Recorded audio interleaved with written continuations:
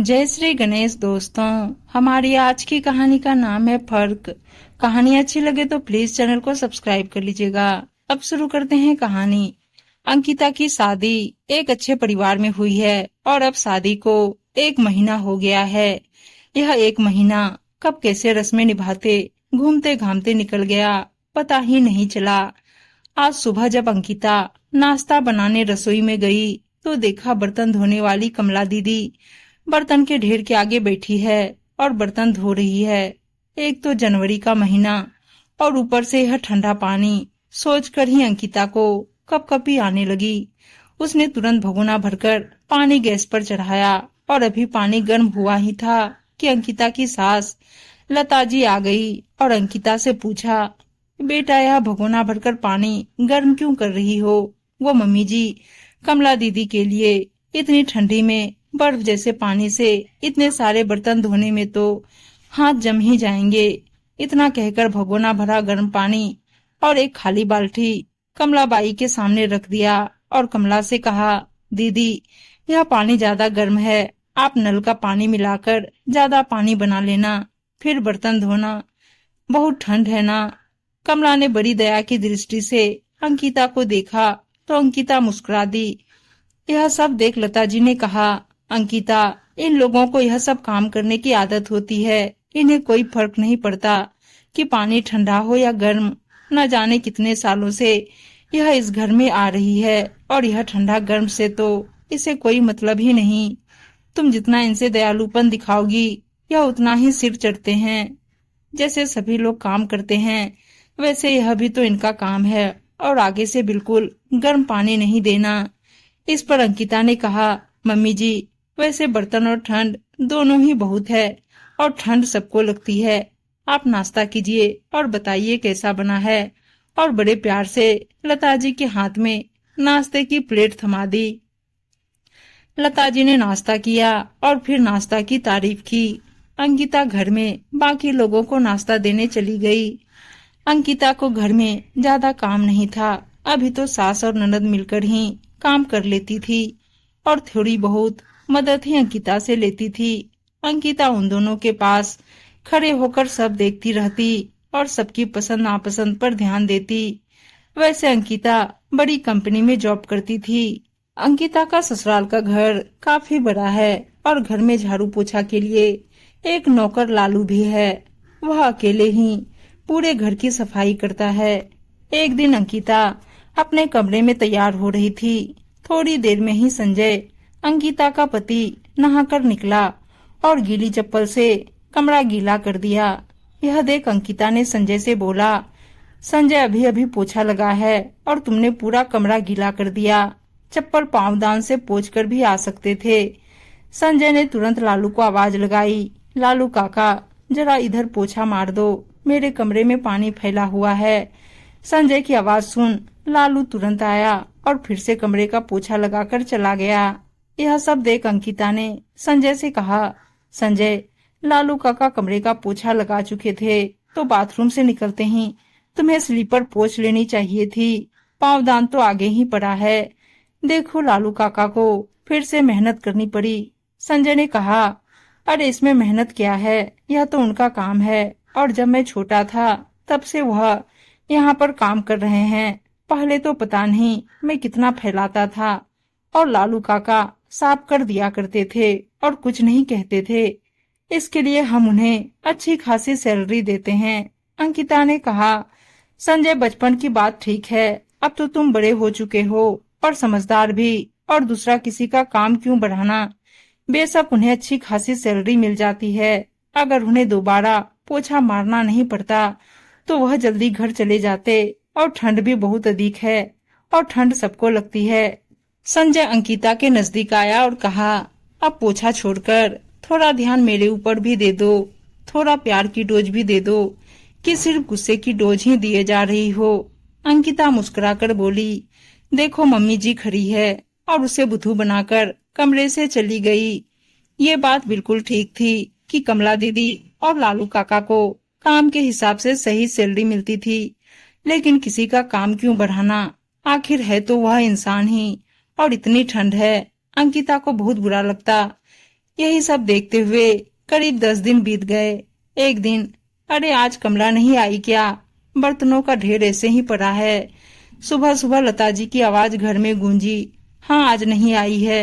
मैं तो मंदिर से भी आ गया। लता जी के पति ने बताया, चलो लालू आता होगा, वह धो देगा बर्तन। लता जी ने मन ही मन बुदबुदाया। लेकिन काफी समय होने के बाद लालू काका भी नहीं आए। लता जी ने दोनों के घर पर कॉल किया तो पता चला कि लालू की पत्नी की तबीयत खराब है और वह गांव चला गया है। लेकिन कमला का फोन ही नहीं लग रहा था। ऐसा कभी भी नहीं हुआ कि कमला और लालू ने एक ही दिन छुट्टी ले ली हो।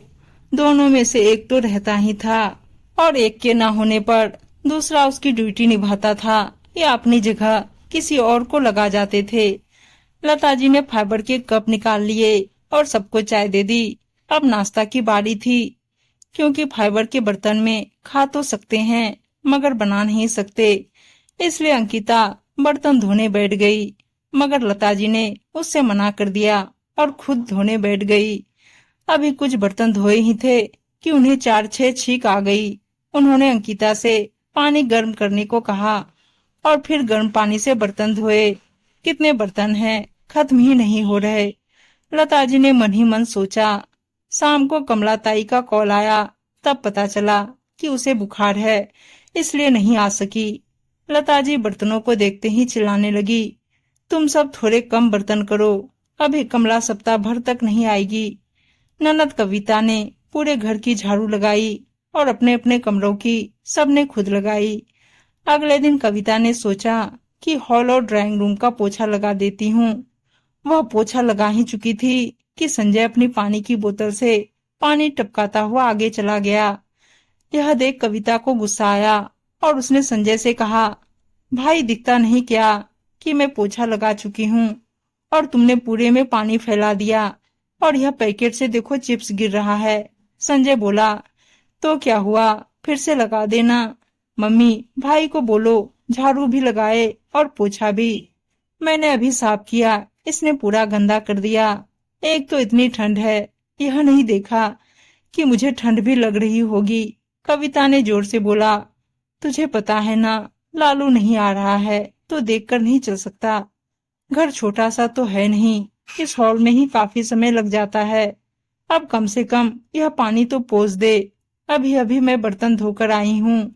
और हाँ, सब सुन लो, फाइबर का एक भी गिलास पानी पीने के लिए नहीं निकलेगा। मैंने मेज पर सबका एक एक गिलास रख दिया है, सब उसी में पूरा दिन पानी पिएंगे और रात को खाने के बाद अपनी प्लेट के साथ अपना गिलास भी धोएंगे। एक तो ठंड बढ़ गई है और अगर मैं बीमार पड़ गई तो तुम जानो, मुझे भी तो ठंड लग रही है। फाइबर के बर्तनों में गर्म खाना कोई नहीं खाएगा, सेहत के लिए नुकसान करता है। 1-2 बार की बात अलग है। लता जी ने अपना फरमान सुना दिया। गर्म पानी से पोछा लगा रही है तब भी। बड़बड़ाते हुए संजय फैला हुआ पानी पोंछने लगा। रह रहकर उसे उस दिन की बात याद आ रही थी जब अंकिता ने उसे कहा था कि क्यों गंदगी फैलाते हो। यह सब देख अंकिता को मन ही मन हंसी आ रही थी। खैर 5 दिन बाद कमला आई और जब किचन में गई तो देखा कि आज बर्तनों के ढेर की जगह कुछ ही बर्तन सिंक में थे, वरना पहले तो सिंक में जितने बर्तन होते उतने ही बर्तन सिंक के बगल में भी रखे रहते थे। अरे आ गई कमला, देख अब तो मुझे जुकाम हो गई है, तू अब ठीक है ना? पूछते हुए लता जी ने अपना भी हाल बता दिया। हाँ दीदी जी, ठीक हूँ। अचानक बुखार आ गया, मेरी वजह से आपको इतने दिन परेशान होना पड़ा, माफ कर दीजिए। कमला ने कहा, अच्छा रुक, मुझे पता नहीं था कि तू आ रही है, नहीं तो तेरे समय से पहले पानी गर्म करने रख देती। अभी गर्म पानी से ही बर्तन धोना और अब यहाँ भी गीजर का कनेक्शन करा देंगे तो हमारे साथ तुझे भी सुविधा हो जाएगी। बहुत ठंड है और अंकिता सही कहती है, ठंड सबको लगती है। लता जी ने कहा। थोड़ी देर में ही लालू काका भी आ गए और सबसे नमस्ते करने के बाद अपना काम करने लगे। जब वह संजय के कमरे में पोछा लगाने आए तो संजय ने कहा, काका मैंने अपने कमरे का कल ही पोछा लगाया है, आज रहने दो। और हाँ, अब से जाड़े में मेरे कमरे का एक दिन छोड़कर पोछा लगाया करना। कुछ खास गंदा तो होता नहीं है। बाहर ही लता जी खड़ी थी। आज उन्हें भी समझ आ रही थी कि फर्क सबको पड़ता है, ठंड सबको बराबर ही लगती है। और उन्होंने लालू काका से कहा, घर में 6 कमरे के अलावा हॉल भी है, तो ऐसा करना कि हॉल का पोछा रोज करना, क्योंकि यहाँ गंदा ज्यादा होता है। मगर रोज 3 कमरों का पोछा लगाना और उसके अगले दिन दूसरे 3 कमरों का, जिससे तेरा काम थोड़ा कम हो ही जाएगा और इतनी ठंड में थोड़ी तो राहत मिलेगी। लालू काका कुछ नहीं कह पाए, मगर आंखें गीली हो गई। तभी अंकिता चाय ले आई तो उसने लालू काका और कमला को भी चाय दी। दोनों ने उसको देखते ही एक मुस्कान दी, जैसे कि उसमें कुछ राज है, और इस मुस्कान में खुशी भी नजर आ रही थी। हुआ यूं कि कमला की तबीयत ज्यादा खराब नहीं थी, वह काम पर आ सकती थी। और लालू काका की पत्नी की तबीयत सच में ज्यादा खराब थी। लेकिन लालू काका की पत्नी की देखभाल के लिए गांव में और भी लोग थे। जब अंकिता को इस बारे में जानकारी हुई तो इसी बहाने उसको मौका मिल गया। कमला और लालू काका से अंकिता ने बात की और उन दोनों को अपने परिवार के साथ समय बिताने के लिए छुट्टियां दे दी और समझा दिया कि परिवार से उन दोनों के घर कोई भी कॉल करे तो क्या कहना है। और उन दोनों ने वैसा ही किया। और अंकिता परिवार को जो समझाना चाहती थी वह बिना किसी बात का बतंगर बने आसानी से हो गया। उम्मीद है दोस्तों कहानी अच्छी लगी होगी, और अच्छी अच्छी कहानियां सुनने के लिए चैनल को सब्सक्राइब और वीडियो को लाइक शेयर जरूर कर दीजिएगा। धन्यवाद दोस्तों।